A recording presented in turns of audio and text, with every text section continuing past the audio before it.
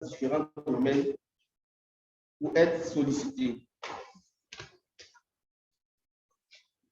D'accord, s'il te plaît, le deuxième que tu viens de lire, mets-le à part. Voilà.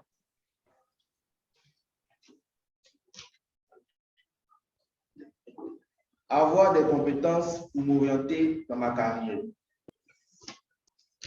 Mets-le en même temps que le deuxième que tu viens de lire. Je rentre sous le même.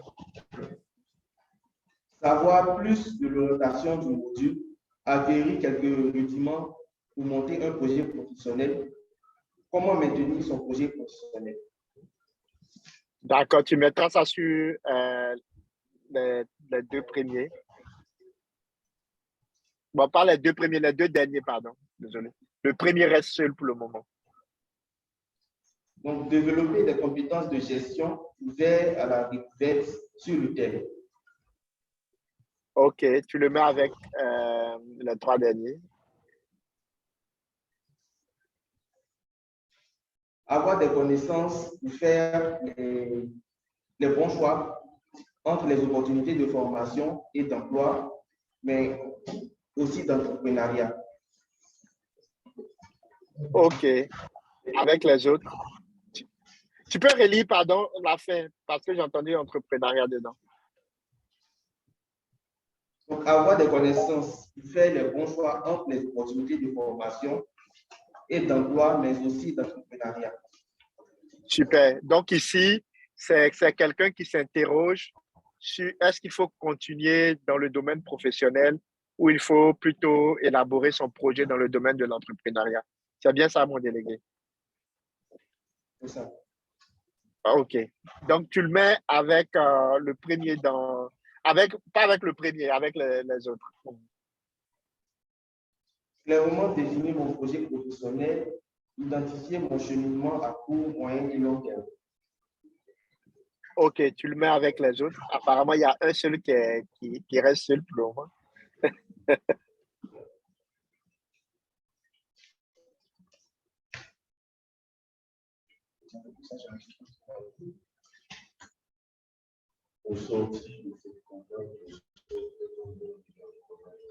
Donc, au sortir de ce programme, je souhaite être un bon leader et manager, ce qui m'aidera dans ma fonction actuelle. Donc, être capable de gérer mon temps de façon efficace, être capable de concilier vie professionnelle et vie ordinaire, être un excellent entrepreneur pour les idées que j'ai pour l'avenir. OK, tu le mets avec les autres, mais Franck, tu as vu, hein, c'est pas un petit programme là. C'est du lourd. OK.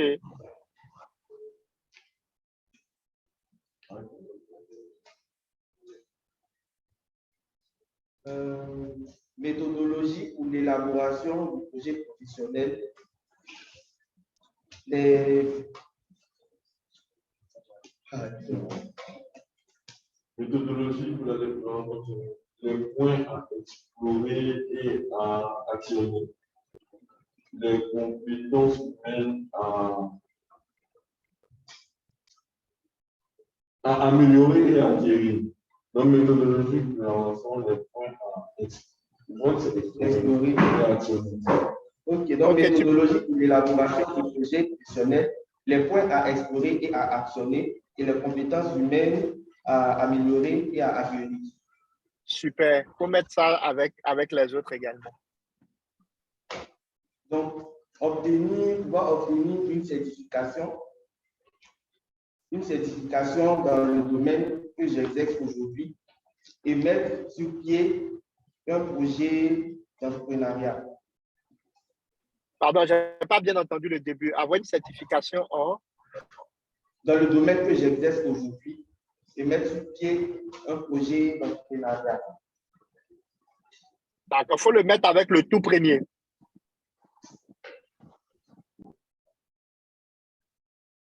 Connaître l'attitude à avoir tout au long de sa carrière professionnelle et comment planifier ses projets personnels.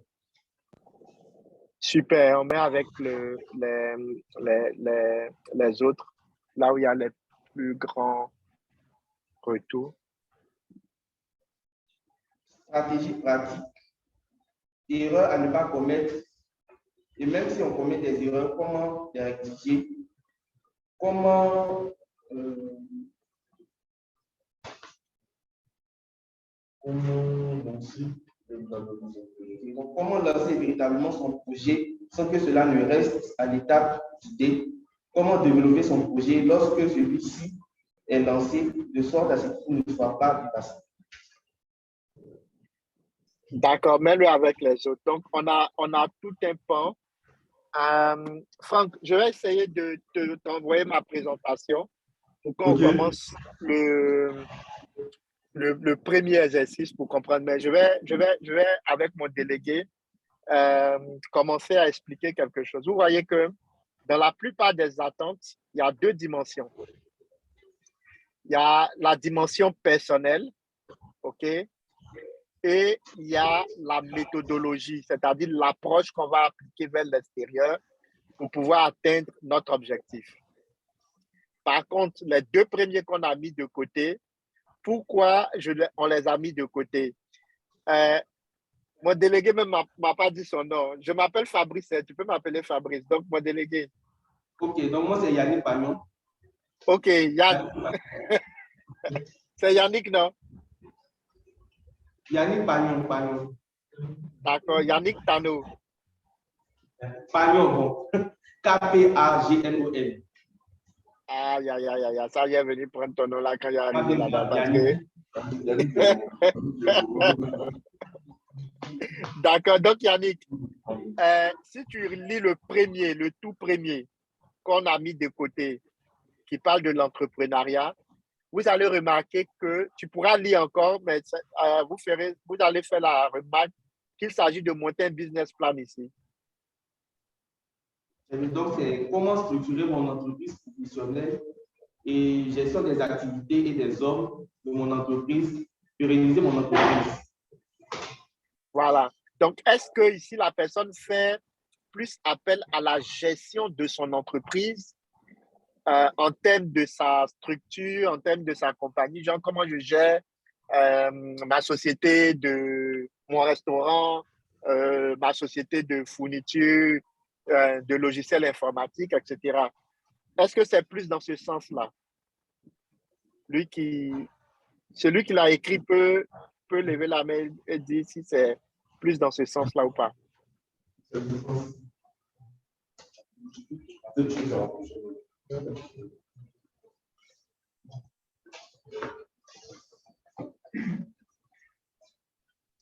Oui, c'est dans ce sens.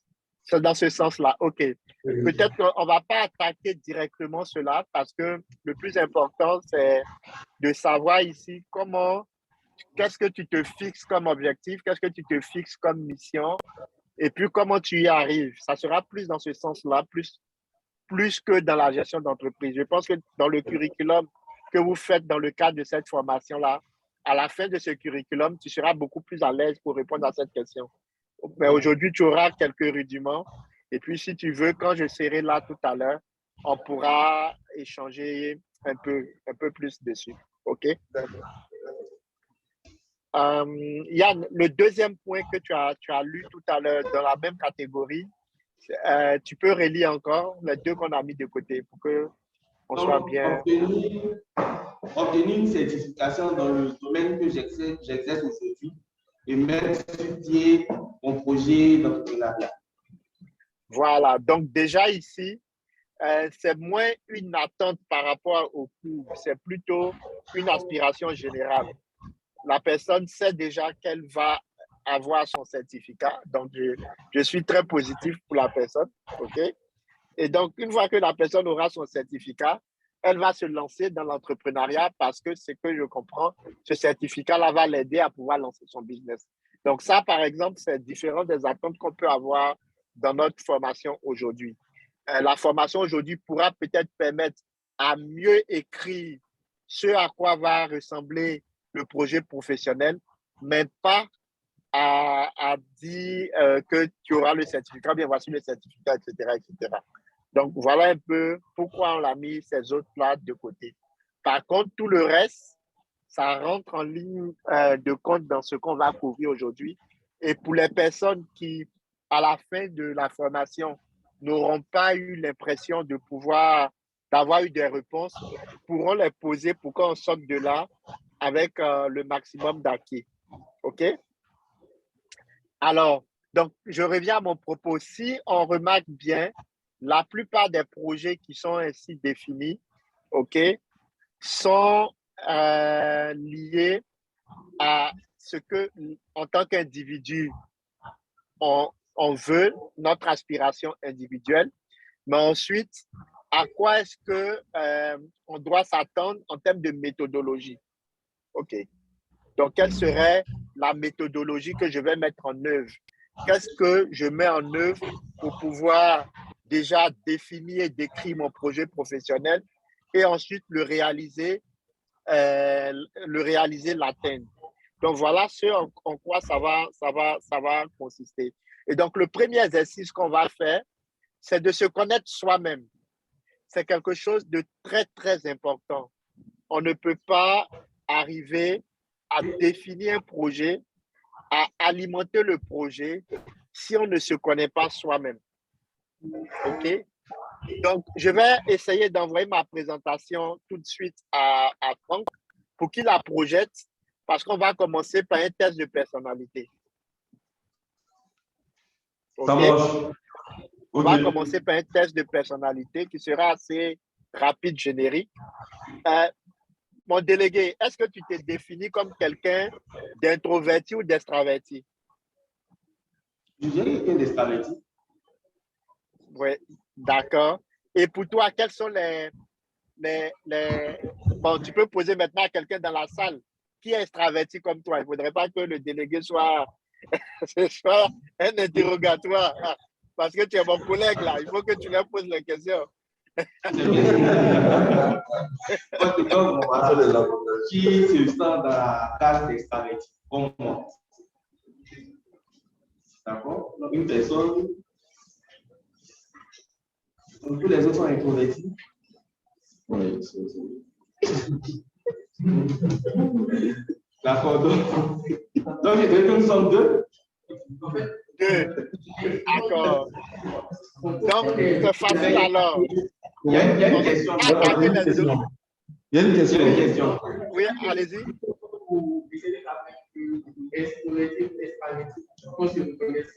C'est la dernière fois, il y a ceux qui sont polémiques et sanguins sont extrovertis et puis introvertis, mélancoliques et flegmatiques. Attends, j'ai déjà parlé avec le j'ai bien expliqué. Non, en fait, non, justement, je ne sais pas bien comprendre ce que tu veux dire. Ok. Bonjour Fabrice. Bonjour. Oui, en fait, c'est pour qu'on se reconnaisse mieux selon nos tempéraments, en fait. Donc là, tu as demandé ceux qui sont extrovertis et introvertis. Donc, extravertis, en fait. Et je pense que, bon, notre première séance, on a défini ceux qui sont extrovertis comme des colériques et sanguins et introvertis comme des mélancoliques et flegmatiques. Je ne sais pas si c'est dans le même sens. Ça, c'est un point, mais je n'allais pas aller dans le tempérament. Mais ma question est de savoir, est-ce que du coup, vous avez tous votre profil MBTI? Non, on n'a pas fait le test MBTI. Voilà, en fait, moi, je ne voulais pas aller sur le tempérament, mais je voulais aller plutôt sur votre profil MBTI. Mais l'idée n'est pas tant le test, mais c'est intéressant de le faire quand même. OK? Et ça va être le premier exercice. Parce que le plus important, c'est de se connaître soi-même. Connaître ses tendances de communication.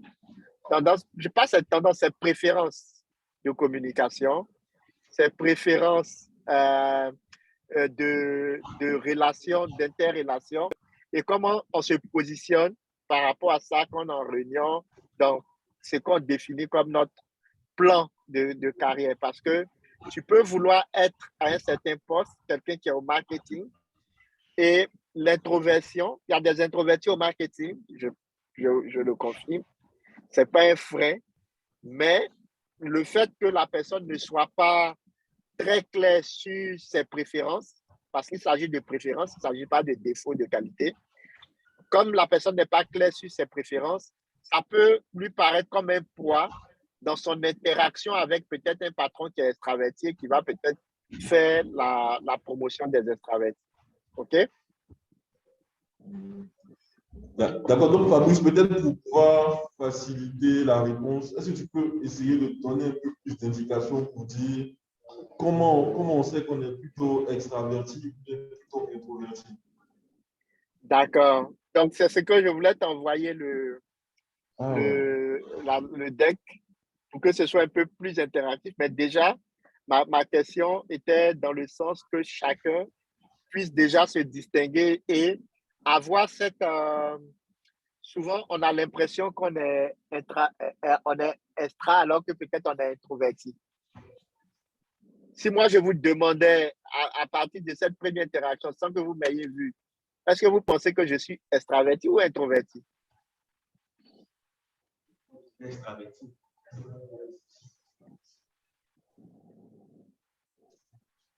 Donc, on a tout dit extraverti. Ah, vous tous. D'accord.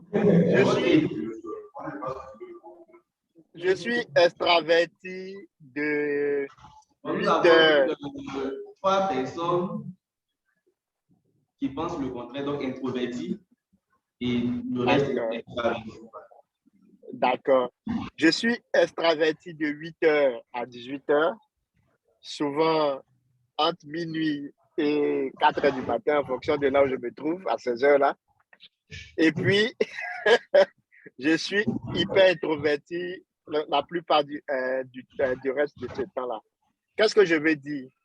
Je veux dire qu'en certaines situations, si vous me voyez avec des personnes, comme là maintenant, je fais l'extraverti.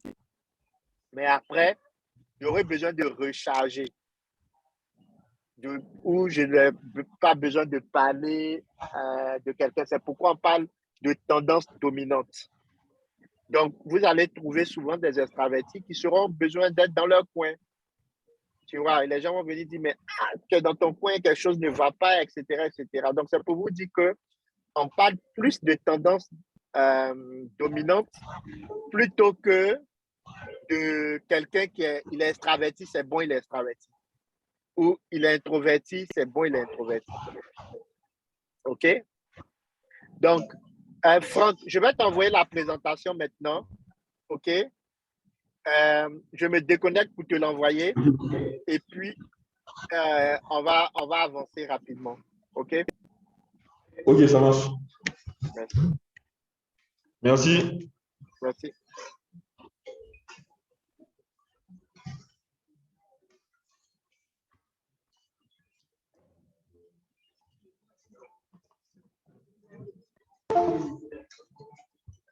Donc, on va passer à la slide suivante. On va aller à la slide suivante. Donc, l'agenda de tout à l'heure. Donc, on va commencer sur le principe de base, c'est se connaître soi-même. Je suis très content que vous ayez déjà bien avancé sur cette partie. Donc, on ne passera pas beaucoup de temps. Après, on va faire ensemble un MBTI simplifié, vraiment, vraiment simplifié. Ensuite, définir l'objectif professionnel. On va s'appuyer un peu sur la méthode de Stephen Covey. Après, on va chercher à trouver son pourquoi. Il y a un point qui est très important, qui est le bien-être. Vous comprendrez après pourquoi c'est important. Et là où on passera un peu plus de temps, c'est comment établir son plan de carrière. Donc, qu'est-ce qu'on met dans un plan de carrière et chacun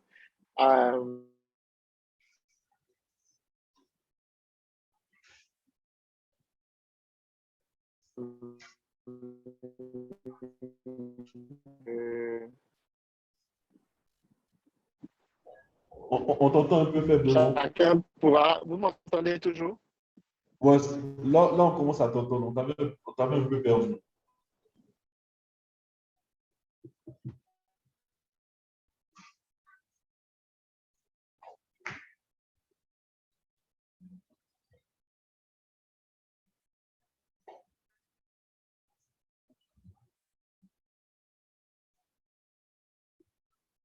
C'est sûrement un problème de réseau. Ça a interrompu. Donc, on va aller à la slide suivante. Donc, Yannick, tu es toujours là pour me soutenir, non? D'accord. Donc, le plus important pour pouvoir faire tout programme de plan de carrière, programme entrepreneurial, même voyez cela comme un voyage. Quand on veut voyager, on se demande qu'est-ce qu'on a de quoi on aura besoin pour le voyage. Il faut réussir à se connaître. Et se connaître, c'est de savoir qui on est vraiment. Le test MBTI est un test parmi tant d'autres. Vous avez fait le test de tempérament, qui est aussi un très bon test parce que ça vous permet également de mieux vous connaître. Certains vont essayer de voir des profilers pour effectivement maîtriser un peu plus différents traits de leur personnalité. Vous allez voir que pour un sportif professionnel de haut niveau, savoir quelle distance il peut courir à tel moment, avec tel niveau de température, dans telles conditions, à quel angle il doit se mettre pour faire le coup parfait, si je prends un golfeur, etc., etc. C'est autant de choses qui s'appliquent à notre vie professionnelle, à notre vie d'entrepreneur également.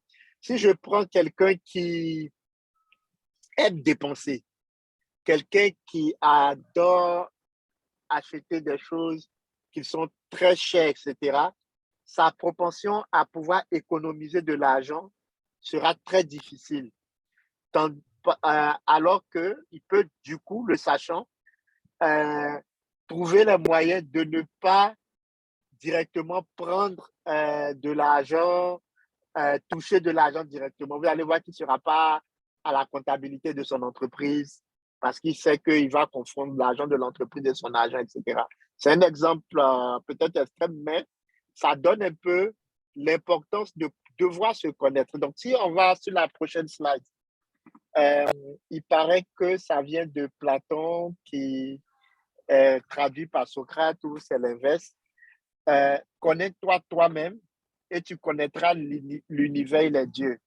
C'est ce qu'ils mettaient à l'entrée de leur temple.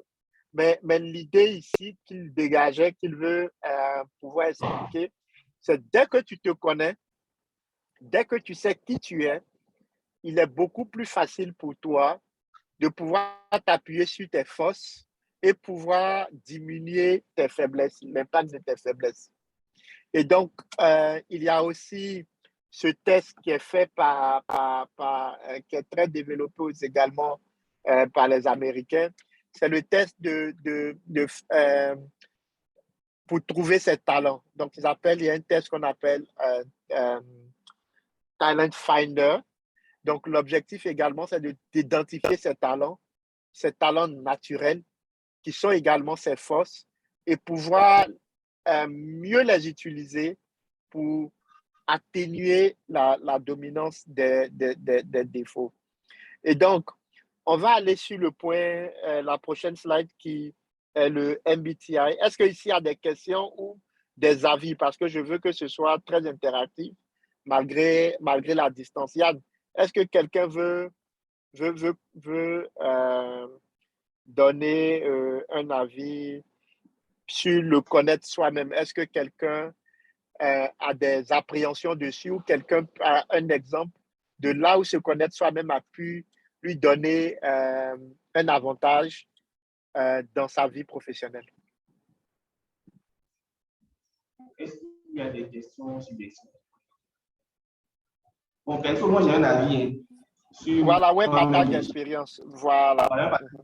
Donc, dans mon domaine, j'organise souvent des réunions, donc des meetings. Et j'avoue que moi, mon problème, en fait, c'était la prise de parole. Donc, l'organisation de ces réunions, de ces comités-là, ça m'a permis, en fait, en tout cas, ça me permet de travailler dessus, donc de m'améliorer à ce niveau-là, au niveau de la prise de parole.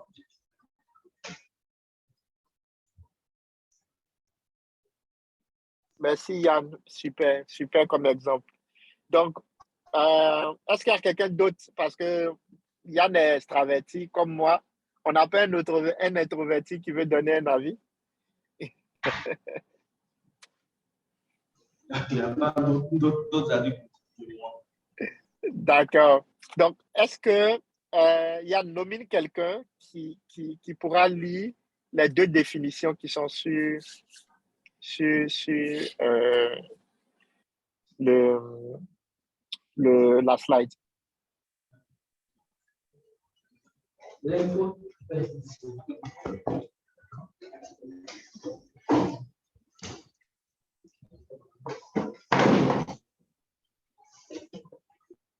L'introverti n'est pas une personne coincée, mais il réfléchit posément avant d'agir.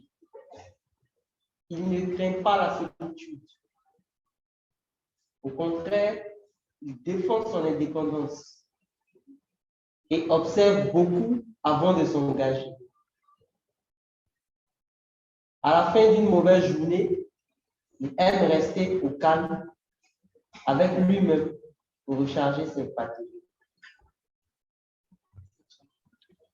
OK. Et au contraire, l'extraverti. Au contraire, l'extraverti a besoin de décrocher son téléphone et de raconter ses malheurs pour se sentir mieux. OK. Sans préjuger, ça ressemble aux gens qui aiment les Congo-san.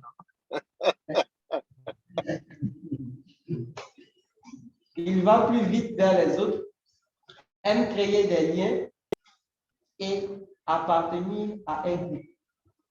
Il parle volontiers et s'exprime spontanément sur des sujets variés. La question nous est posée, je pense que c'est vous qui allez nous poser cette question, ou bien je la lis quand même. Non, non, prenez une feuille avec, déjà vous connaissez la réponse pour chacun d'entre vous. Donc, si vous êtes introverti, vous écrivez I. Et si vous êtes extraverti, vous écrivez E. Accident. C'est loin. Pourquoi loin?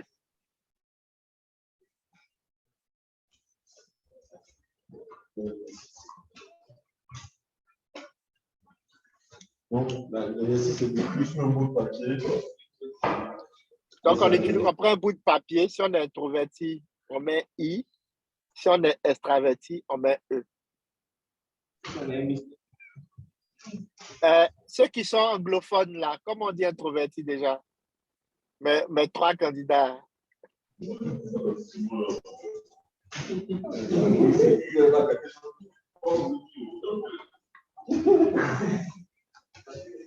OK. On enlève simplement le I et puis on prononce en anglais.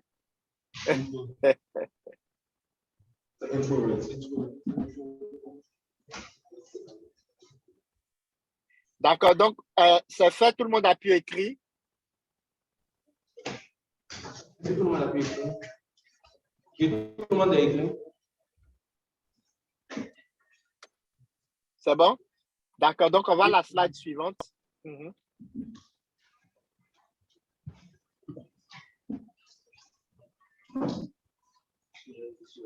Donc, il y a deux types de personnalités. Donc, il y a le sensitif. C'est celui qui est plutôt, celui qui croit ce qu'il voit. C'est quelqu'un qui est plutôt dans la pratique, dans les données. Donc, c'est quelqu'un qui est attentif aux faits concrets, à la réalité de ce qu'il peut toucher. Il profite de l'instant présent, il est méthodique, il a le sens du détail, il procède par étapes, il lit scrupuleusement le mot d'emploi du dernier gadget, c'est quelqu'un qui est dans le pragmatisme, il aime les choses pratiques, etc. Mon ami, monsieur, pardon, j'arrive pas à... Excusez-moi, j'arrive pas... Hein? Attention. C'est quelqu'un qui a tendance à compter sur son intuition, à son flair. Il devine les situations, il fait confiance à son instinct. Donc, c'est le gars qui ne va pas être comme le sensitif, qui va prendre le temps de lire tous les détails avant de commencer quelque chose. L'autre, il a un esprit de synthèse, il va direct, il ne se met pas dans les détails. Il aime tout ce qui est nouveau et original, alors que le sensitif apprécie plutôt ce qui est pratique et éprouvé, ce qui a fait son expérience. Donc, est-ce que parmi vous, si quelqu'un se sent plus sensitif au niveau de la description ou intuitif au niveau de la description, il mettra un S ou un N après la première lettre qu'il avait mis tout à l'heure? Mais est-ce que ça parle à quelqu'un déjà? Yann, tu peux nominer quelqu'un, hein, si est sensitif dans la salle. Apparemment, il n'y a personne de sensitif. Si, selon la description, est-ce qu'il y a quelqu'un de sensitif? Généralement, les ingénieurs qui font de l'industriel, là, tout ce qui est ingénieur industriel, beaucoup sont sensitifs, en général. Moi, j'ai plutôt une question. Moi, j'ai une question. Vas-y. Et si, selon les descriptions, là, c'est-à-dire, voilà, on est entre les deux, c'est-à-dire un peu intuitif, selon les situations, en fait. C'est clair. Faut cocher là où tu as 51%.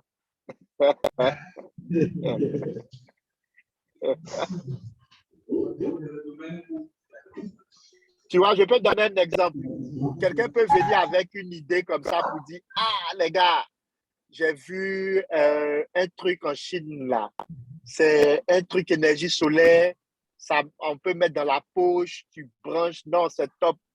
Les gars, ça, là, si on commence à vendre ça ici, là, on aura l'argent. L'ensemble de business. Ça, c'est l'intuitif. Le sensitif va dire, calme-toi, mon frère. Ton affaire, là, on vend ça à combien? Quand tu achètes c'est quel ton fournisseur? Tu achètes à combien au fournisseur? Il y a Covid actuellement. Combien de temps ça va venir? Donc, comment ça va coûter sur le fret? Et puis, tu es sûr que les gens qui sont habitués ici ont le temps pour l'énergie solaire. C'est quel appareil? Tu vois, tu auras deux types de personnes. Parce que l'autre, il voit l'opportunité, il est dans le truc, je dirais, dans le sensationnel. L'autre va se dire, attends, quels sont les détails avant de pouvoir prendre sa décision? Je ne sais pas si ça aide ceux qui hésitent entre quelle lettre choisir. Donc, il y a une question. Moi, il y a une question. Oui, vas-y. Moi, je suis sensitif dans le domaine du travail. Maintenant, tout le monde est intuitif en amour. Hein? Tout le monde est intuitif en amour. Sinon, personne n'allait se tromper.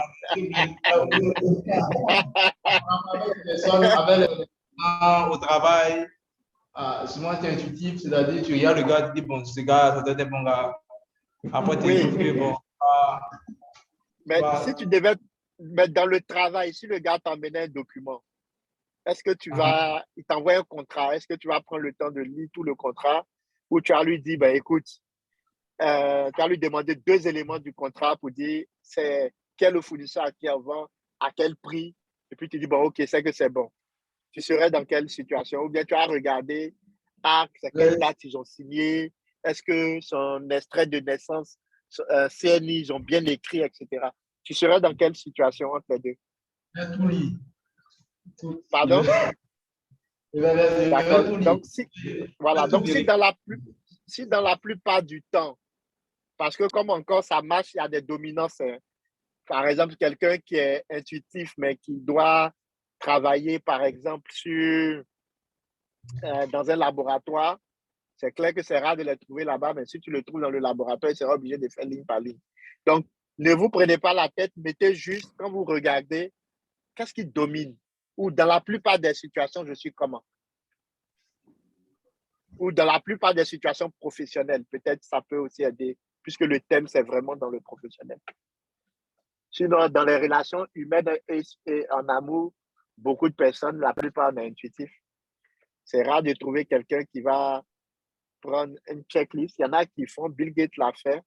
d'après lui-même, fait une checklist de son amour idéal et puis voir si son amour idéal répond aux différents critères. Bon, aujourd'hui, ils se sont séparés, donc ça montre aussi les limites de la chose.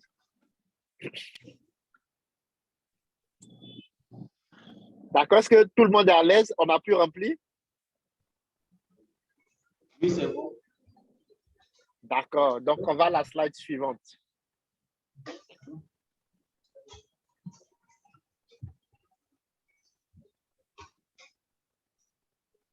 Donc ici, on a deux autres personnalités. Donc on a le penseur et le sentimental. Yann, tu veux quelqu'un pour lire ou bien tu veux que j'y aille dessus? Je vais dire. Ah non, tu peux demander à quelqu'un de participer, à lui que tu sens carrément déconnecté dans la salle, de trop introverti. D'accord. Donc, s'il y a un volontaire, oui.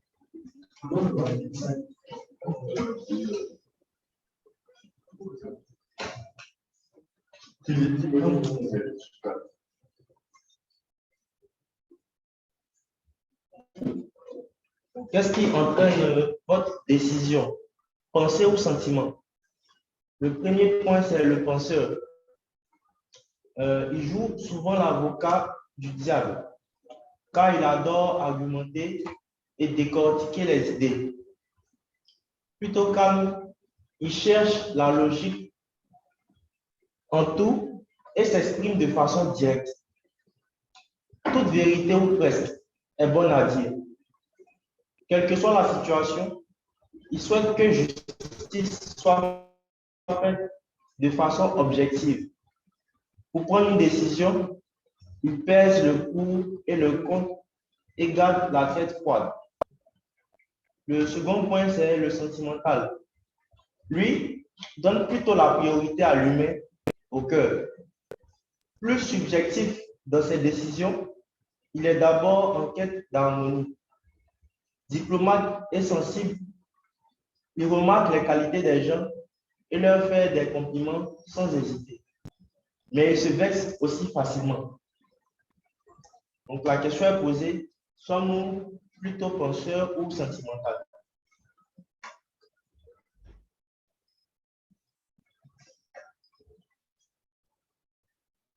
Donc là, c'est le même exercice qu'on fait. On a perdu un peu. C'est ça.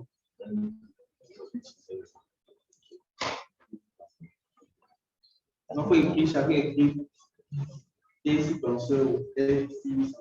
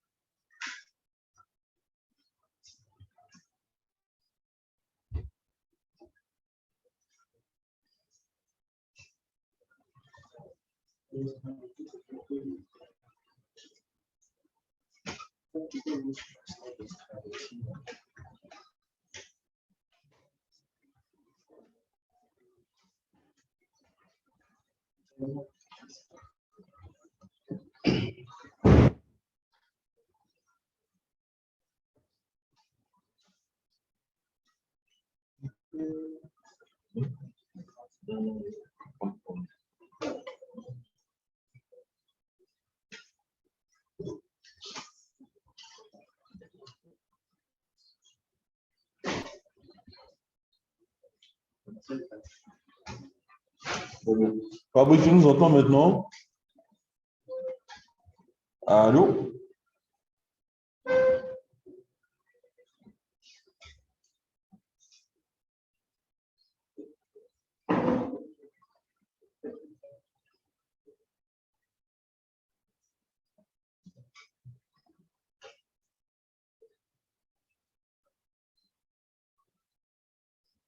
Ah, il m'a envoyé un message. Oh. Ok. Non, on ne t'entend pas actuellement. On te lit, mais on ne t'entend pas.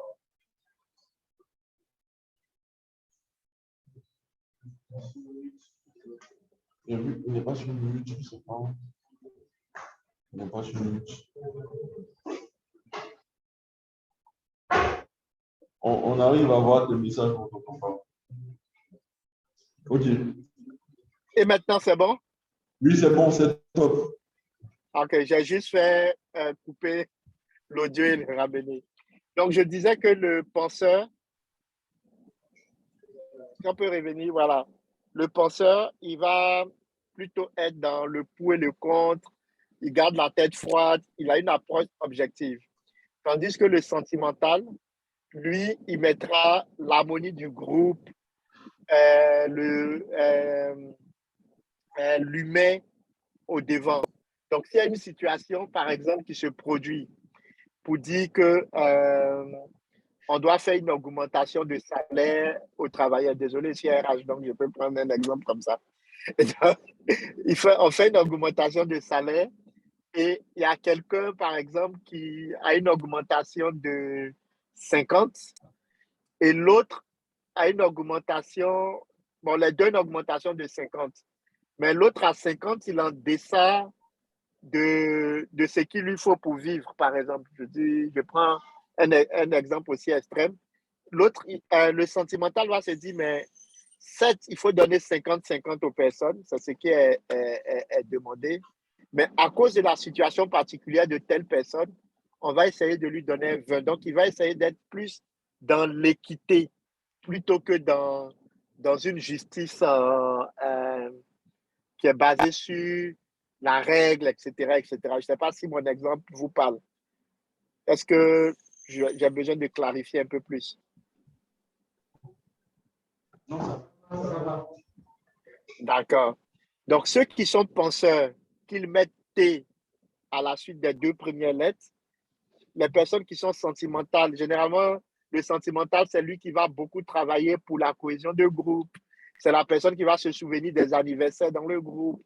C'est la personne qui va se demander, ah man, on est tous ensemble pour le travail de groupe et telle personne, pourquoi il n'est pas là, qu'est-ce qui lui est arrivé? Voilà.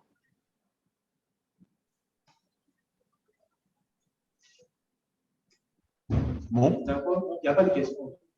OK, on va à la slide suivante. Donc, le juge et le perceptif. Le juge, c'est celui qui adore suivre un plan d'action. OK? Il est ponctuel. Il aime travailler dans un cadre bien défini.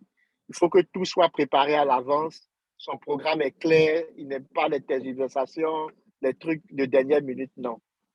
Tandis que le perceptif, c'est quelqu'un qui s'adapte aux situations avec souplesse. Il peut facilement trouver du temps, être improviste. Voilà, c'est le gars qui est dans la liberté et qui sait toujours s'adapter aux situations. Il regarde toujours le positif. Tandis que le juge va rester toujours celui qui programme, qui planifie, etc., etc. Donc, je pense que ça, Yann, c'est plutôt clair, non?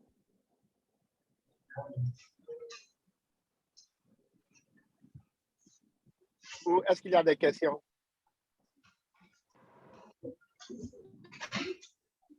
C'est bon, il n'y a pas de question. D'accord. Donc, ceux qui sont juges, ils peuvent mettre J. À la suite, ceux qui sont perceptifs peuvent mettre P à la suite.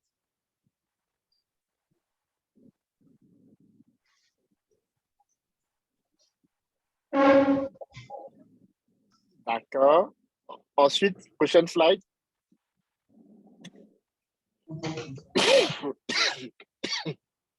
Alors, si vous avez bien fait, chacun doit avoir 4 lettres qui doivent se retrouver dans l'un de ces profils-là.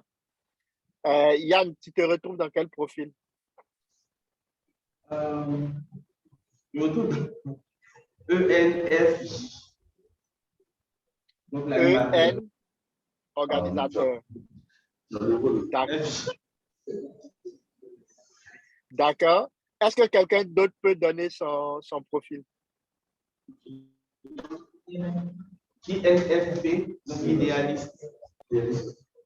Idéaliste. D'accord. Idéaliste. ENTP. Donc, il y a idéaliste, animateur et auteur. ISTP. ISTP. Je vais écrire ESFJ. On a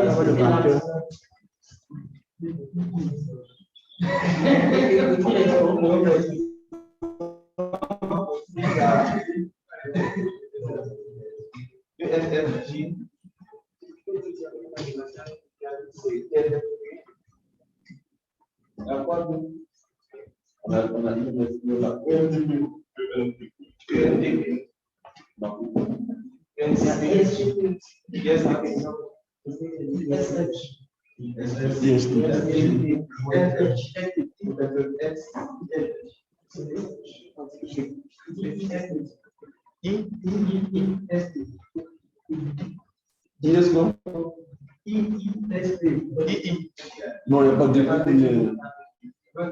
le deuxième là, c'est S ou bien T. Ah non, non, je reviens. Et voilà, N ou bien S. Tu veux qu'on revienne dessus? Toi, tu vas corriger. Voilà, positif ou bien intuitif. Là, c'est plus N. C'est bon? Ok, donc. J'ai noté 4 profils. INSP. INSP.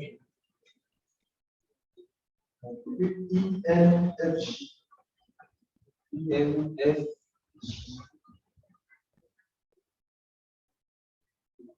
Donc, c'est tout. Hein. ISFJ. D'accord. Peut-être on va prendre 2 exemples. Franck, je peux te demander un service. Oui. Tu prends pour quelqu'un les 4 lettres de quelqu'un, tu vas sur Google, tu tapes dans le bas de recherche Google et puis on va lire les traits de la personnalité de la personne. D'accord. Non, est-ce que tous les traits sont ici? Non, mais on peut être 3 d'accord. Yes. Mais si tu veux, vraiment pour chaque lettre, combien de personnes? ENFJ, combien?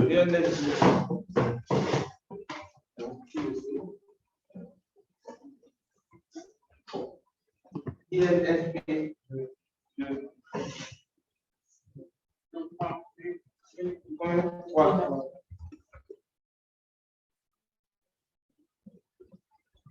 UNDP. Une personne. ISTP. Une personne aussi. INSP. Une personne. INFJ. Tu es encore?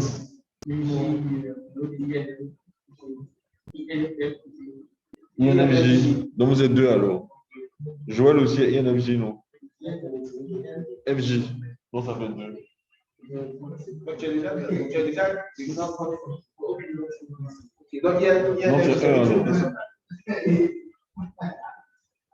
ISFJ. Une personne. Avec combien?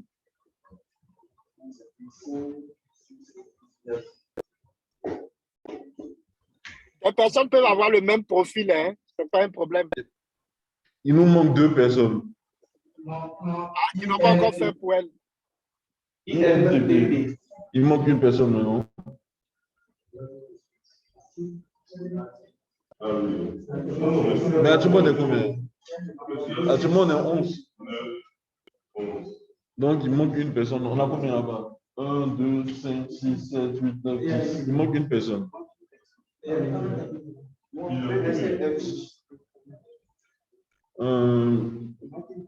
Bon, on répond rapidement. INTP, combien de personnes? INTP, c'est seul. INFJ, c'est moi, je suis seul. INFP, 3 personnes. Qui est la troisième? Voilà. ENTP, 2. ISTP, une seule personne. Une personne. INSP, une seule personne. INFJ, une seule personne. ISFJ maintenant. Odilon, toi, tu es quoi? C'est qui ça? C'est qui vous êtes 4? Bon, INFP encore. Qui sont ceux qui sont INFP? Voilà, ça fait 4. C'est bon. Bon, on a combien? On a 4 INFP. Donc, Fabrice, veux que je prenne un profil comme ça? Est-ce qu'il est là? Bon, je prends INFP déjà. Je ne sais pas si je le laisse comme ça. En fait, je suis là. Tu prends quelqu'un, une lettre, tu tapes juste les 4 lettres dans Google, ça va faire sortir son profil. Je vois ici la personnalité médiateur INFP. Voilà. Je sais pas si tu peux lire. Ou bien plutôt ici sur Wikipédia. Non, Je vois ici bon, MBTI. tu peux avoir... Ouais, si tu fais sur... si tu tapes même... Attends, je vais essayer. Tu tapes le profil. Le premier lien qui sort, c'est quoi? C'est quel lien? Le premier lien, c'était la personnalité médiateur INFP. Voilà, tape dessus, clique dessus, et puis, ou bien expand pour que ça sorte. Ouais, c'est bon. Voilà. Tu peux lire pour voir s'ils se reconnaissent dans la globalité dedans. D'accord. Donc, la personnalité INFP. On va INFP A, INFPT. Les médiateurs sont de vrais idéalistes qui recherchent toujours un soupçon de bien, même chez les pires personnes ou dans les pires événements, et recherchent des moyens d'améliorer les choses. Bien qu'ils puissent être perçus comme étant des gens calmes, réservés ou même timides, les médiateurs ont une flamme et une passion intérieure qui peuvent vraiment briller. Comme ils ne constituent que 4% de la population, le risque de se sentir incompris est malheureusement élevé pour les gens du type de personnalité médiateur. Mais s'ils trouvent des gens de même sensibilité qu'eux, avec qui passer leur temps, l'harmonie qu'ils ressentiront sera une fontaine de joie et d'inspiration. Comme ils font partie du groupe de personnalités des diplomates, les médiateurs se laissent guider par leurs principes plutôt que par la logique des analystes, par l'excitation des explorateurs ou le sens pratique des sentinelles. Quand ils décident comment aller de l'avant, ils comptent sur l'honneur, la beauté, la morale et la vertu. Les médiateurs sont menés par la pureté de leur intention, pas par les récompenses ou les punitions. Les gens qui partagent le type de personnalité médiateur sont fiers de cette qualité et à juste titre. Mais tout le monde ne comprend pas la motivation qui se cache derrière ces sentiments et cela peut mener à l'isolation. Tout ce qui est or ne brille pas, tous ceux qui errent ne sont pas perdus, le vieux qui est fort ne dépérit point, les racines profondes ne sont pas atteintes par le gel. C'est bon? Non, super, c'est bon. Je pense que est-ce qu'ils se reconnaissent un peu dedans? Ouais. En tout cas, je sais qu'on a un analyste parmi eux qui travaille dans les laboratoires. Il dit se reconnaît un peu dedans? Si. Super, super. Donc, on va Bonjour. peut-être aller, si vous voulez, on regarde un autre, sinon on passe à la prochaine slide. Donc, on va prendre rapidement ISTP pouvoir. Okay. Finalement, en fait, il y a un accident là, donc ça fait 1 heure qu'on n'a vraiment pas avancé sur le trajet. Je suis découragé même. Et à quel niveau? On dit que, parce qu'on a voulu prendre un raccourci, on est passé vers, comment on appelle ça, prison civile.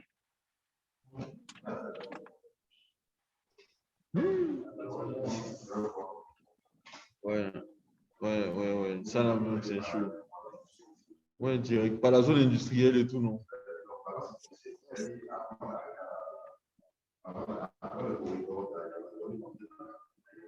Hmm.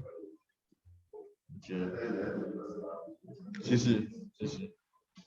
Donc, la personnalité ISTP, euh, la personnalité virtuose, la personnalité virtuose.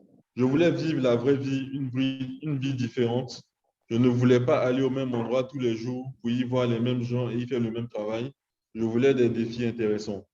Les virtuoses adorent explorer des mains et des yeux, toucher et examiner le monde qui les entoure avec un rationalisme calme et une curiosité pleine d'allant.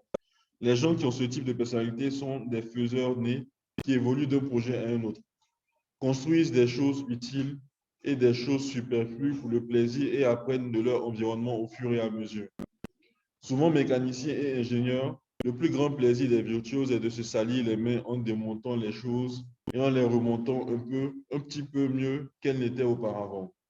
Les virtuoses explorent des idées en créant, en dépannant par tâtonnement et par expérience personnelle. Ils aiment que les autres s'intéressent à leurs projets et parfois, cela ne les gêne même pas qu'ils introduisent dans leur espace. Bien sûr, c'est seulement à condition que ces gens ne contrarient pas les principes et la liberté des virtuoses. Et il faudra qu'ils acceptent que les virtuoses restituent cet intérêt en nature. Les virtuoses aiment aider les gens et partager leur expérience, surtout avec les gens qu'ils aiment. Et il est dommage qu'il en existe si peu. C'est-à-dire pas plus d'à peu près 5% de la population. Les femmes virtuoses sont encore plus rares et les rôles sexuels typiques auxquels la société a tendance à s'entendre peuvent mal leur convenir. Elles seront souvent considérées comme des garçons manqués dès leur jeune âge. Pour les femmes, je suppose. Voilà. ISTP, Ok. non combien? Tu te reconnais le nom? ISTP. Ok, c'est bon, c'est fait. C'est bon, ils se reconnaissent dedans? Oui, affirmatif. Super, super. Donc, c'est un peu différent des tempéraments. Vous pouvez après prendre le temps de creuser. Il y a des tests un peu plus complets et c'est un peu plus détaillé, mais ça donne ici un peu plus une idée de là où vous vous situez. Donc, on va aller à la slide suivante.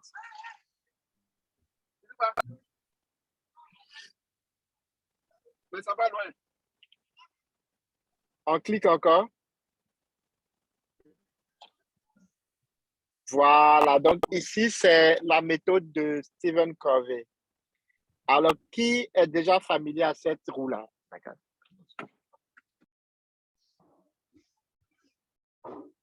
Qui a déjà vu ce cercle-là ou qui a déjà lu les 7 habitudes des personnes qui réussissent ce qu'elles entreprennent?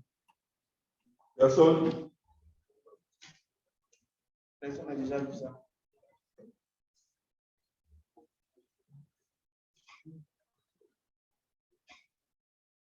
Donc, personne n'a encore vu ça. Ah, je recommande à toute personne dans cette salle de lire ce livre-là avant la fin de l'année. C'est un livre qui, moi, personnellement, a changé carrément ma carrière et a changé mes perspectives. Donc, il y a beaucoup d'éléments de développement personnel qui sont issus de cet ouvrage-là. Donc, je vous conseille fortement de le faire. Donc, je vais quand même essayer de vous faire un résumé. C'est pourquoi ça apparaît ici, parce qu'on a la possibilité de pouvoir partager un résumé. OK? Tu peux rappeler Donc, le titre du livre, s'il te plaît? les 7 habitudes des personnes efficaces. Ok. D'autres versions vont te dire les 7 habitudes des personnes qui réussissent tout ce qu'elles entreprennent. Tiens pour aller là-bas aussi. Tiens pour aller là-bas. D'accord. Donc, la première des habitudes ici, c'est qu'il vous dit 2 choses.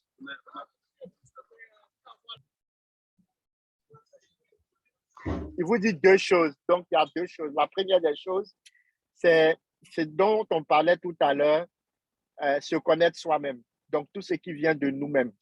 Donc, notre relation à nous-mêmes. Ensuite, il y a notre relation aux autres. Si tu réussis à maîtriser ce qu'il y a en toi, qui est de la dépendance, tu seras en mesure de pouvoir arriver à une indépendance. Mais l'objectif ultime, c'est de réussir, c'est quoi il appelle ici l'interdépendance, c'est-à-dire réussir à travailler avec les autres. Donc, la première habitude ici qui rentre dans ce qui est personnel, c'est la proactivité. Au lieu d'attendre que les autres changent, demande-toi qu'est-ce que tu peux changer. Par exemple, l'exemple tellement, par exemple, tu as un patron qui aime avoir les rapports à 7 heures du matin, à 7 heures. Si toi, tu n'aimes pas, tu trouves que c'est bizarre parce que l'heure de travail, c'est 8 heures, mais lui, il veut que vous soyez là à 7 heures, 7 heures 30. Je prends un exemple assez extrême. L'idée, c'est de éviter de toutes les fois se fâcher, etc. Tu peux avoir deux approches. L'une, venir vers lui et discuter pour dire qu'en fait, c'est vrai que tu demandes les trucs à 7 heures temps, mais parce que je suis dans telle situation, je souhaiterais pouvoir te rendre tes rapports à 8h30. Tu vois? Donc, tu peux rentrer dans un échange, etc. et puis avoir. Ou l'autre approche serait de toi plutôt t'arranger pour que le rapport ne soit pas prêt à 7 heures, mais soit prêt plutôt la veille. Donc, la veille, tu as le temps de terminer son rapport et lui envoyer les informations. Donc là, du coup, tu deviens proactif. Ici, la proactivité consiste à se demander qu'est-ce que je peux changer au lieu de qu'est-ce que les autres doivent changer. Et donc, tu vas cesser de te plaindre.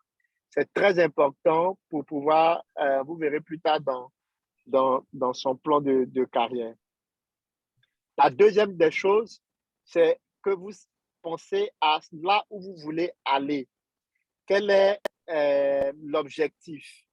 Donc, quand vous menez une action, quand vous menez une activité ou quand vous travaillez sur un projet, mettez-vous en tête de savoir quel est l'objectif final de ce que je veux faire.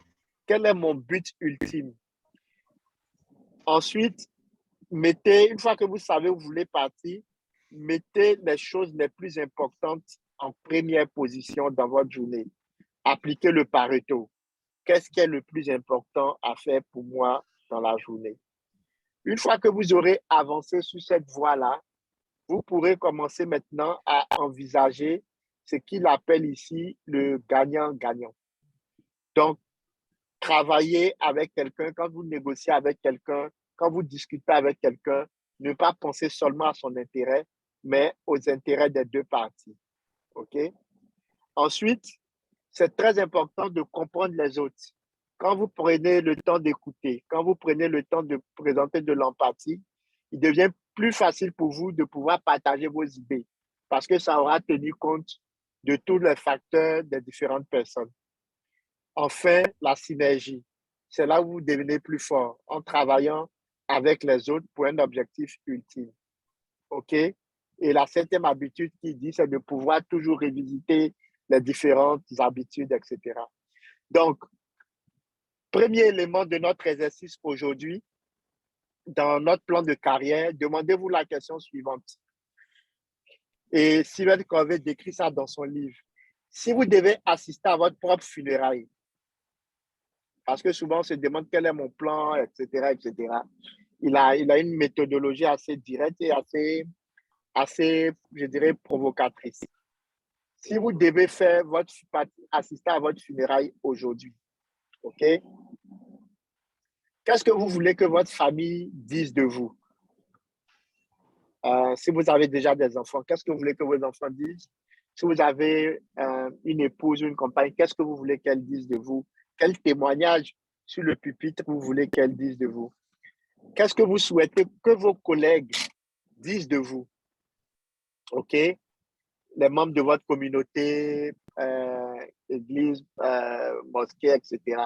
Qu'est-ce que vous souhaitez qu'ils disent de vous? Et enfin,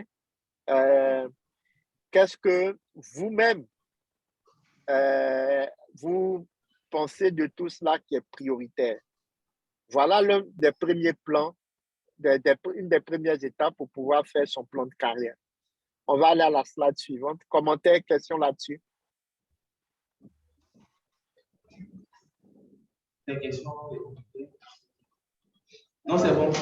Bon, il y a une question. Oui.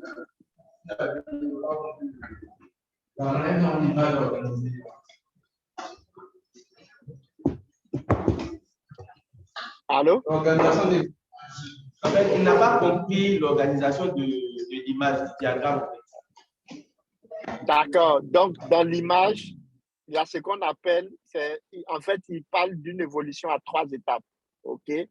Donc, si vous voyez le contour du cercle ou c'est l'habitude 7, c'est aiguiser vos facultés. En fait, c'est la capacité de pouvoir revoir chacune de ses habitudes.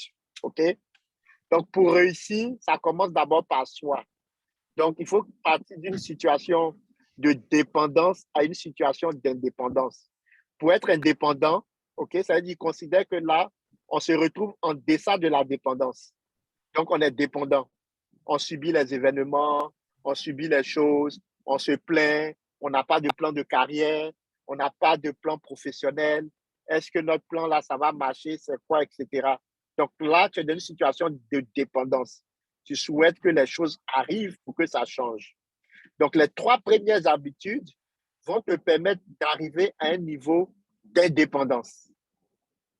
Et donc, ça sera une victoire privée. C'est parce que ces 3 habitudes-là sont liées à toi-même. Elles ne dépendent pas de l'intervention des autres. En ce moment, tu commences à être proactif pour dire, au lieu de subir les événements, au lieu de réagir aux événements, je vais les anticiper.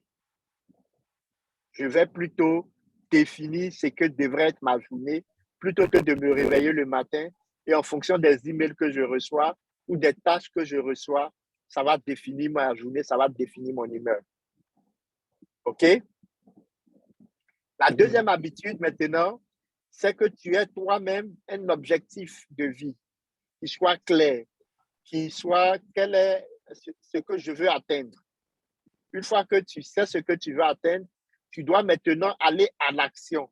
Et l'action consiste à mettre les choses en priorité. Il faut être clair sur tes priorités. Qu'est-ce qui vient en premier? Est-ce que quand je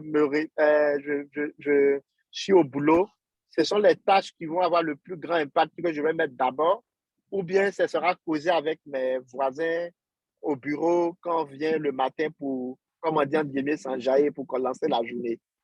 Donc, tu vas commencer à définir tes priorités. OK? Et une fois que tu maîtrises les 3 premières habitudes, tu es indépendant. Donc, maintenant, pour réussir, il faut arriver à l'interdépendance. Et donc, là, maintenant, c'est avec ta relation avec les autres. Et tu rentres maintenant dans 3 autres habitudes.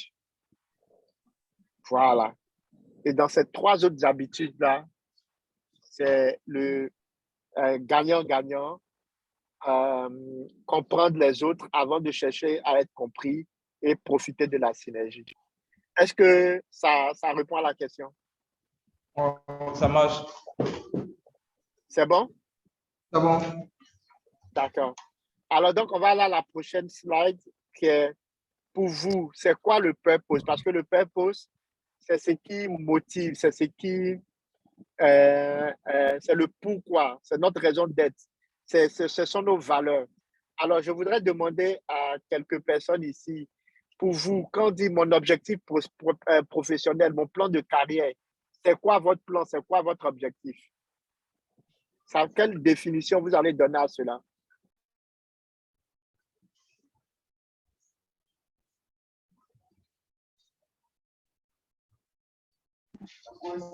Yann, tu peux nominer, des personnes. Bon, je vais d'abord demander des volontaires. Et s'il n'y en a pas, on va... OK.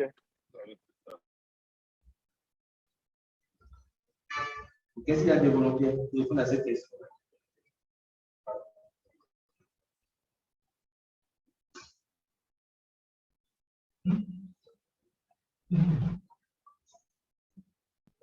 OK, donc Jean-Michel. Mon objectif personnel, c'est de pouvoir à chaque fois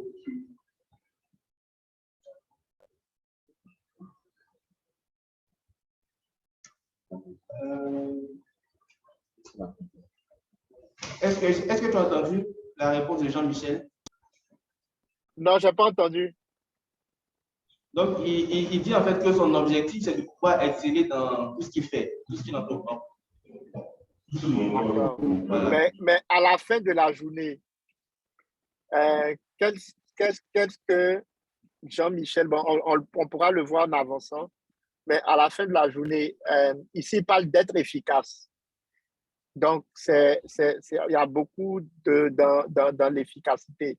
Mais si tu reviens sur le sec, tu vas voir que dans l'efficacité, il y a la première activité, c'est est-ce qu'il est proactif? La deuxième des choses, est-ce que quand on lui donne quelque chose, c'est quelque chose qu'il aime? Parce que quand il veut être efficace dans tout ce que j'entreprends, est-ce que si on te demande de faire quelque chose de contraire à la morale, certaines personnes sont de très bons voleurs, hein, ils seront très efficaces dans le vol. Mais est-ce que ça colle avec ses valeurs, avec ce qu'il veut faire? Voilà. Peut-être je ne vais pas peut-être trop prendre de temps dessus parce que je sais qu'il y a de votre temps aussi qu'on prend. On va avancer sur les deux autres slides et puis après la priorité. Prochaine slide. Voilà. Je ne sais pas ici comment voilà. C'est pourquoi j'ai demandé aux personnes de parquer ceux qui parlent en anglais parce que là, j'ai carrément gardé ça en anglais. Et donc, je vais traduire. Est-ce que vous pouvez prendre une feuille? On va faire cet exercice-là.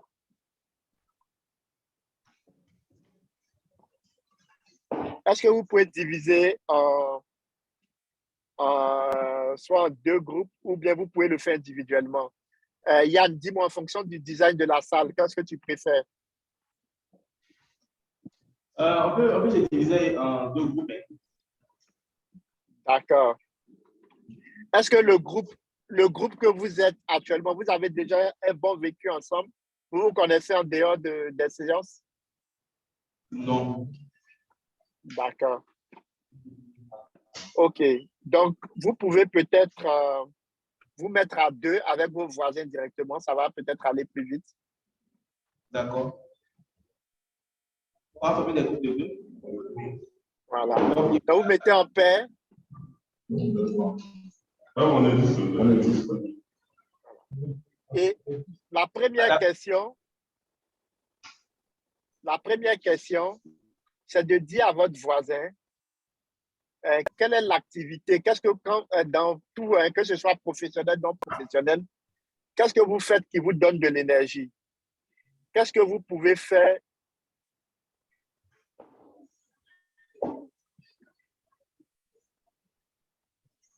Qu'est-ce que vous aimez faire qui vous donne de l'énergie, qui va vous pousser, qui vous booste régulièrement? Ou quand vous êtes en train de le faire, vous ne vous rendez même pas compte que le temps passe. En dehors des jeux vidéo. Hein. L'exercice, finalement, je pense que de façon individuelle, ça sera mieux. À deux, c'est bon. À deux, c'est bon. Se connaître. D'accord. Parce que souvent, tu as envie de demander à quelqu'un s'il te connaît un peu. Alors, donc, on va aller sur un point individuel. Donc, chacun prend une feuille blanche et il répond à cette première question. La deuxième question, c'est quelles sont tes forces? C'est-à-dire, qu'est-ce que les gens te disent naturellement que tu sais faire? Les feedbacks qui reviennent régulièrement. Quels sont les feedbacks positifs qui reviennent régulièrement?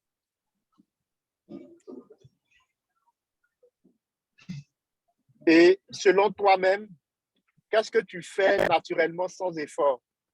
Quand tu le fais, ça ne te prend pas de l'énergie.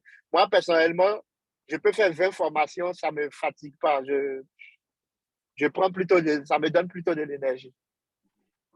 Et après, quel est votre super pouvoir? Il y en a mis super pouvoir comme ça, mais il y a des personnes qui savent décorer, il y a des personnes qui peuvent écrire un super courrier, il y a des personnes qui savent, quand elles organisent un événement, c'est toujours une réussite. quand elles coordonnent une activité de groupe, c'est magnifique. Il y a des personnes qui sont des programmateurs. Quand elles font un programme, c'est super top, etc. Donc, ça peut être tout. Il y a des personnes, c'est dans la cuisine. Elles savent cuisiner, c'est leur super pouvoir. Donc, essayez de répondre à ces deux premières questions. OK?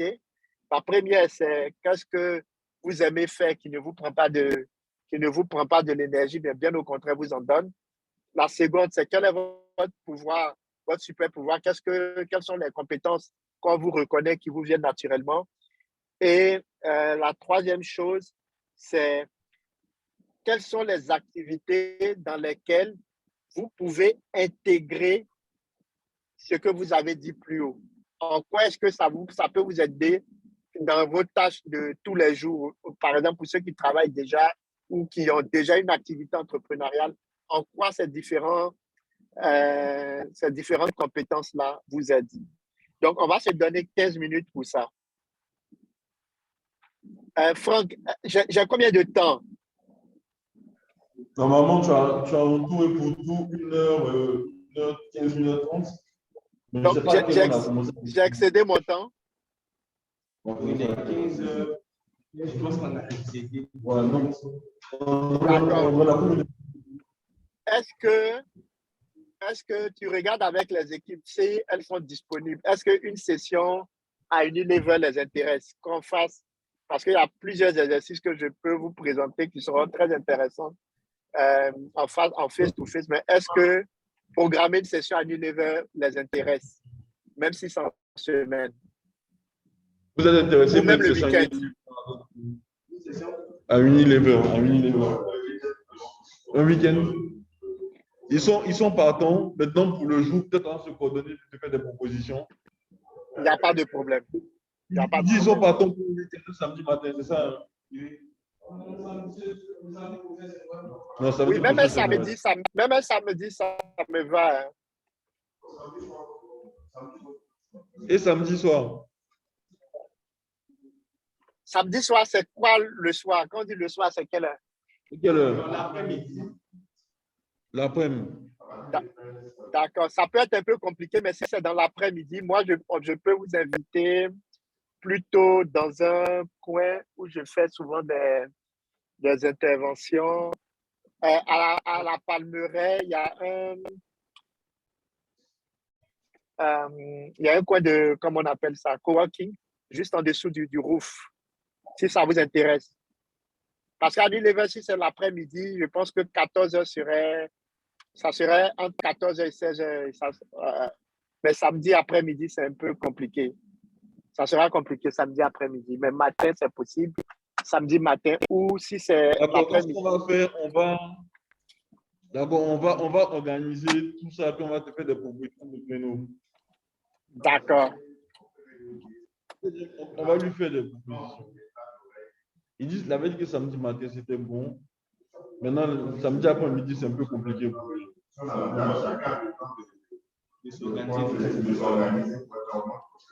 D'accord. Donc, ce sera probablement samedi matin.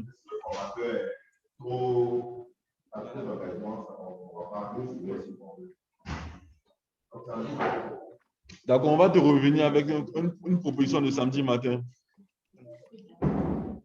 D'accord.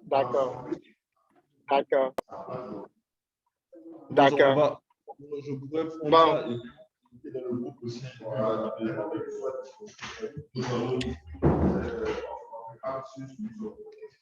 Ok, donc Jean-Fabrice, je pense que c'est plus simple, je suis d'accord là-dessus. On va D'accord. Je pense que c'est beaucoup mieux. Je tiens encore à m'excuser. À cause de cette session-là, j'ai dormi à Zopé. Je suis tombé.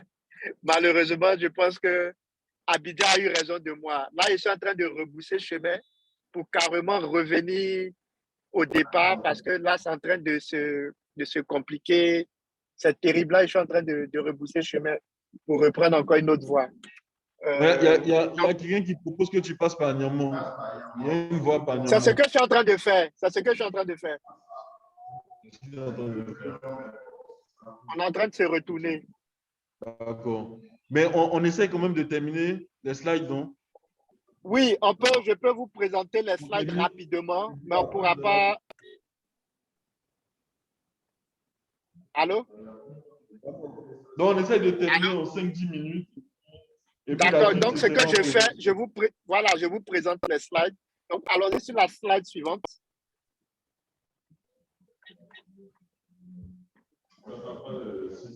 Donc, sur la slide suivante, on allait vous montrer des exemples de missions, d'objectifs professionnels. OK? Il y a quelqu'un, par exemple, qui dit il veut être un leader pour son équipe et avoir une vie équilibrée, vie de famille, vie personnelle et faire la différence. Le premier, il dit il veut être un leader en encourageant les idées innovatives qui sont portées vers le futur, de telle sorte que son équipe peut créer des solutions technologiques qui vont aider à améliorer la vie des autres. Il y a quelqu'un qui dit il veut utiliser ses compétences en écriture pour inspirer, éduquer les autres à travers le monde pour pouvoir faire un changement. Il y a quelqu'un qui dit je veux utiliser mes compétences en tant que speaker, c'est-à-dire orateur, pour améliorer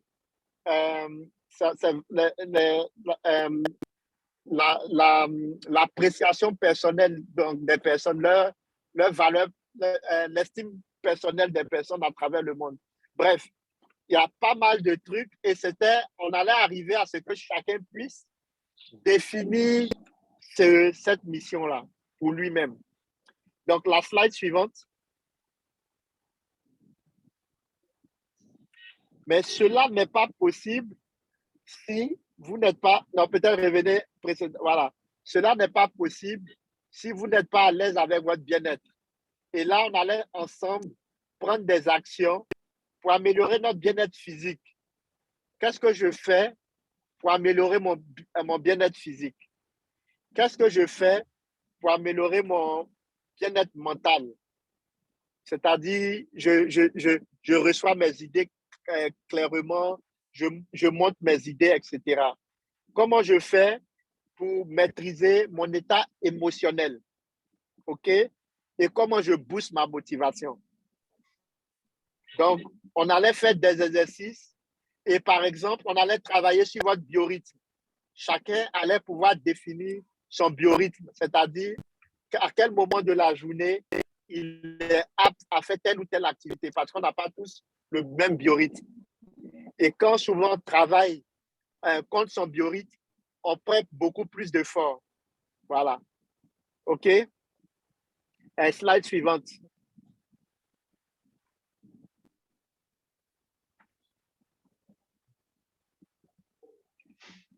Suivant. Et là, on allait établir notre plan de carrière sur la base des 70, 20, 10.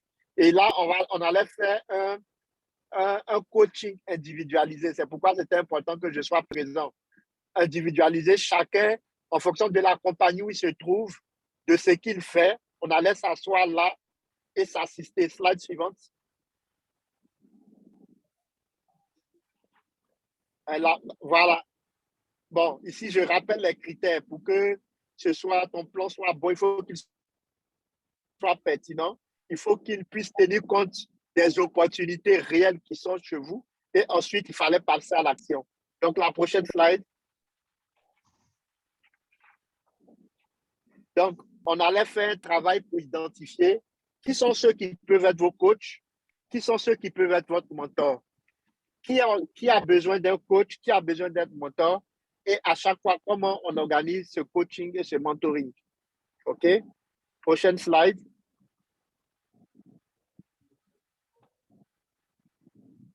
Donc, on allait parler de formation. Quel type de formation? Par exemple, vous allez vous rendre compte que le livre de Stephen Covey rentre dans les 10%.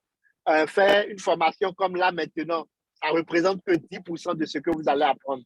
Parce que les 70-20-10 veulent qu'on apprenne plus de par l'expérience. OK? Prochaine slide. Et là, chacun allait réussir à avoir un document avec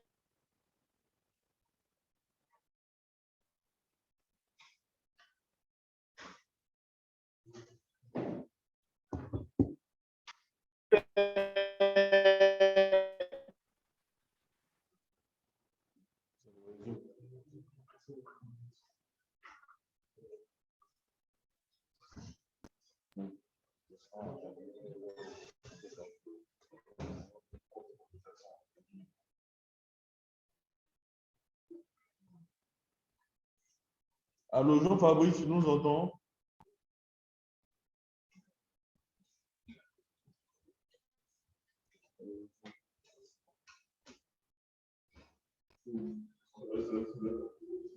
Comment? Ouais, c'est ça. Ouais, c'est ça. Allô? Ah, c'est ça. Oui, Oui, allô? Je terminais. J'ai reçu un appel, désolé. Donc, le dernier point, c'était sur ça. Chacun allait avoir sa fiche. Hein? On appelle ça ma fiche qui est mon plan de carrière, mon plan de développement personnel. Et on allait déterminer ensemble, on allait faire un plan sur 5 ans. D'où je te posais la question au départ, qui sont ceux qui ont déjà 3 ans, 4 ans, etc., d'expérience. Pour dire qu'il n'est pas à partir de la position là où vous vous situez, le plan allait être différent. Et donc, du coup, chacune des personnes dans ce module-là va avoir son plan individuel de développement et son plan de avec qui, comme mentor, qui va intervenir dans les 70%, qui va intervenir dans les 20%, qu'est-ce qui va intervenir dans les 10%. Voilà. Et on aurait conclu sur ça. Donc, Franck, voilà un peu, voilà, après, bien sûr, vous allez voir qu'il y a le plan et puis il y a la réalité. Hein.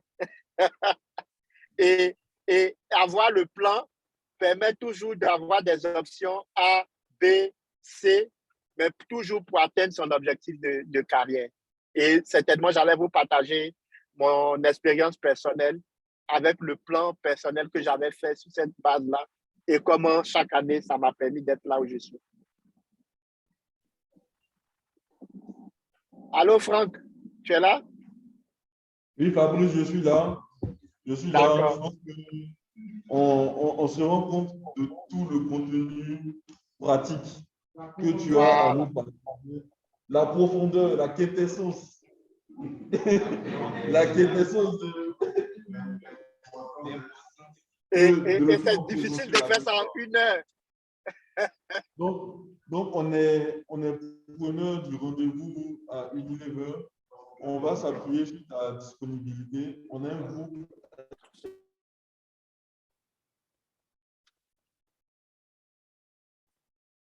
avec tous les participants. On va valider le créneau et on te reviendra. Et on espère qu'on va essayer. On va être optimiste, on va essayer. Okay. Tu nous entends toujours, Jean-Fabrice?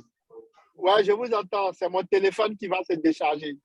D'accord. En tout cas, c'est un grand merci. Je ne sais pas si vous avez quelque chose à dire aussi. Tout le monde peut dire quelque chose à Jean-Fabrice. En tout cas, c'est merci beaucoup déjà.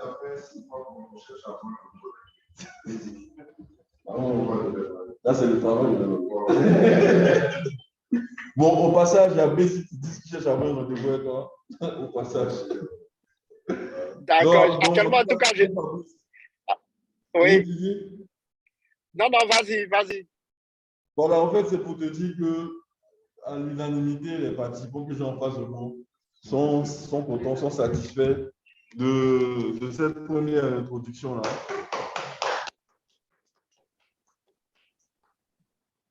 Je pense que tu nous vois un peu là. Beaucoup. Voilà, oui, je vois. Nous sommes très satisfaits et le directeur académique aussi par avoir te remercie.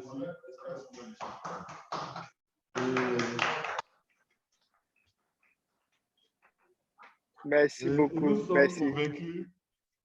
Et nous sommes convaincus que nous avons fait le meilleur choix. Donc, la suite, ce sera en présentiel avec toi.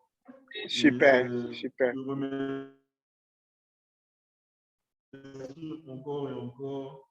Et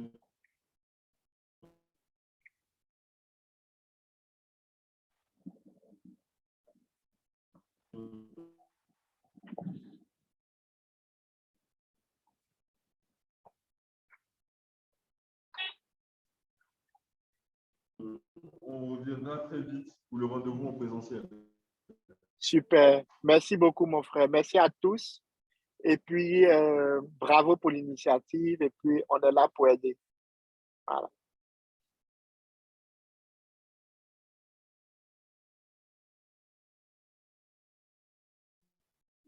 Donc, je vais laisser le mot de fin d'abord au délégué. Alors, donc,